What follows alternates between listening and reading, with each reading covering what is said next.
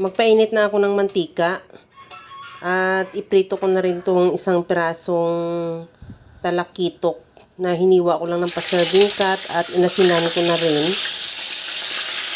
Antayin na lang natin maluto yung kabilang side at saka natin yan baliktarin.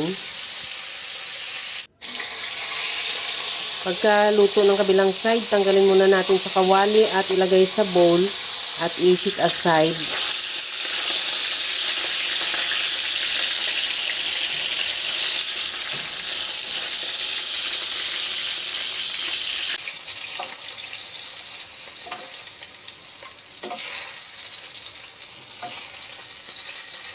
Maglagay na rin ako ng tubig sa kaldero.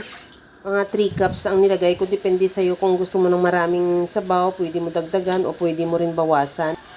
Nilagyan ko na rin ng sibuyas, luya at kamatis. Tinimplahan ko na rin ng asin at paminta. Takpan ko muna hanggang sa kumulo.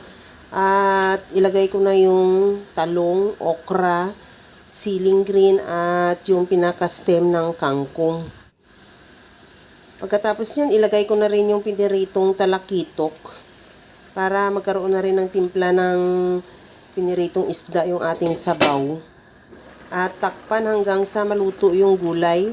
Maglagay na rin ako ng tamarind powder. Depende sa iyo kung anong gusto mong pangpaasim.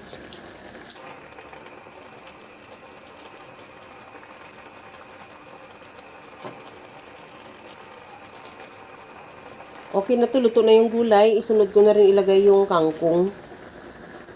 At ihalo lang ng bahagya hanggang sa maluto lang din yung kangkong.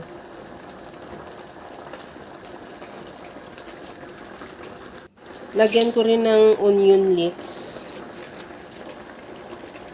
Pagkaluto ng onion leeks, tikman ko na rin kung okay na yung sabaw niya. At lagyan ko na rin ng kunting liquid seasoning. Depende sa iyo kung anong available mo dyan na pang seasoning. Order yung granules o yung cubes, pwede naman. At okay na yan, ready to serve na ang ating napakasarap na sinigang na talakitok. Kaya mga kalasa, kung nagustuhan mo yung ating video, please like na lang at pakishare na rin sa inyong mga friends. At kung bago ka pa lang sa aking channel, subscribe na at i-click mo na rin ang bell button para sa mga notification. Okay na to, luto na.